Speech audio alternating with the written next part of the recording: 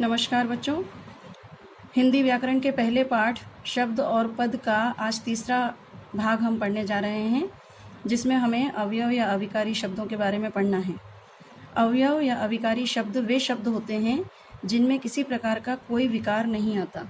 हम ऐसा कह सकते हैं कि ऐसे शब्द जिनके रूप में लिंग, वचन, कारक, काल आदि किसी भी कारण से कोई परिवर्तन नहीं आता, जो हमेशा अपने मूल रूप में बने रहते हैं, उन्हें अविकारी शब्द कहते हैं। हिंदी व्याकरण में ये 5 प्रकार के होते हैं। क्रिया विशेषण पहला है।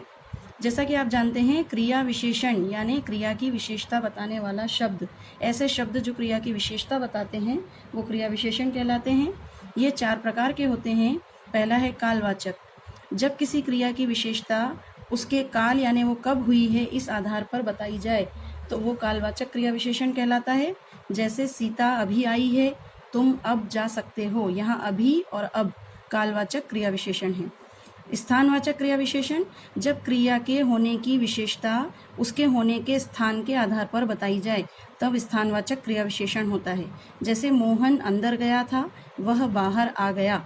अंदर और बाहर स्थान के बारे में बता रहे हैं जहाँ क्रिया हो रही है। परिमाणवाचक क्रिया विशेषण, जब ऐसे विशेषण शब्द जो क्रिया की मात्रा या उसके परिमाण का बोध कराते हैं उन्हें परिमाणवाचक क्रिया विशेषण कहते हैं। जैसे उतना खाओ जितना पचा सको। खाना और पचाना ये दोनों क्रियाएं हैं और इन क्रियाओं की विशेषता बताने वाले शब्द हैं उतना और जितना। यहाँ पर उतना और जितना परिमाणवाचक क्रिया विशेषण है। रीति का मतलब होता है विधि या तरीका। तो जब किसी कार्य के या क्रिया के होने की रीति या उसकी विधि के बारे में बताया जाए तो वो कहलाता है रीतिवाचक क्रिया विशेषण। जैसे ध्यानपूर्वक, अचानक, चुपचाप। इन शब्दों से कार्य की या क्रिया के होने की रीति या उसके तरीके के बारे में पता चल रहा है, इसलिए ये रीतिवाचक क्रिया विशेषण है। दूसरा है संबंध बोधक। संबंध बोधक का मतलब होता है कि ऐसे अविकारी शब्द जो संज्ञा या सर्वनाम के साथ जुड़कर उनका संबंध वाक्य के शेष हिस्से या बचे हुए हिस्से के साथ बताते हैं, इन्हें संबंध बोधक अविकारी शब्द कहते हैं।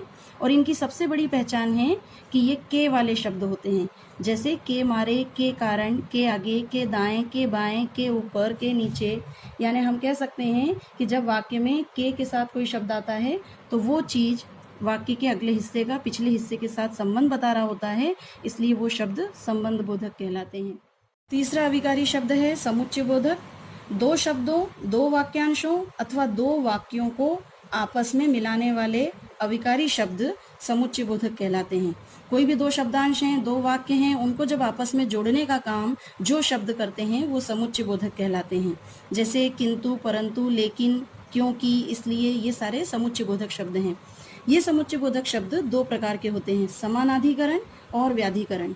तो समानाधिकरण समुच्चय बोधक शब्द वे शब्द हैं जब दोनों वाक्य बराबर के हों या दोनों वाक्यों का प्रभाव, दोनों वाक्य समान रूप के हों और जब उन्हें किन्हीं समुच्चय बोधक शब्दों के द्वारा जोड़ा जाए तो वो समानाधिकरण समुच्चय बोधक होते हैं। जैसे किंतु, इसलिए, और, या आदि। ठीक है। व्याधिकरण समुच्चय बोधक, जब एक वाक्य प्रधान हो और दूसरा या 2, 1 या 1 से अधिक वाक्य उस पर आश्रित हो तो वो कहलाते हैं, उनको जोड़ने वाले, आपस में जोड़ने वाले शब्द व्याधिकरण समुच्चय बोधक कहलाते हैं। जैसे यदि मैं दौड़कर जाता तो उसे बचा लेता। यहाँ पर यदि और तो ये दोनों व्याधिकरण समुच्चय बोधक है। तो समुच्चय बोधक यानी 2 वाक्यों, 2 वाक्यांशों को आपस में जोड़ने वाले शब्द, ये अविकारी होते हैं। चौथा है विस्मयादि बोधक। जैसा कि नाम से जाहिर है, विस्मय या अन्य भावों को प्रकट करने वाले शब्द। विस्मयादि बोधक में हर्ष, शोक, आश्चर्य, प्रशंसा, घृणा आदि भावों को प्रकट करने वाले जो शब्द होते हैं वो विस्मयादि बोधक होते हैं और ये भी अविकारी होते हैं। ये वाक्य के प्रारंभ में लगते हैं और इनमें लिंग, वचन, कारक, काल के बदलने से कभी कोई परिवर्तन नहीं आता। इसमें और भी कई प्रकार के शब्द होते हैं, जैसे स्वीकृति बोधक, संबोधन बोधक, आशीर्वाद बोधक, भय बोधक, क्रोध बोधक, चेतावनी बोधक। इन तरह के शब्दों को भी इसमें विस्मयादि बोधक में शामिल करते हैं। इसके उदाहरण जैसे हम देखते हैं, हम किसी अच्छे दृश्य को देखकर हम कहते हैं वाह क्या दृश्य है, तो यहाँ पर वाह शब्द विस्मयादि बोधक के अंतर्गत आता है। आखिरी अविकारी शब्द है निपात, जिसे हम अवधारक भी कहते हैं। इसके शब्द होते हैं ही, भी, तो, तक, मात्र और केवल।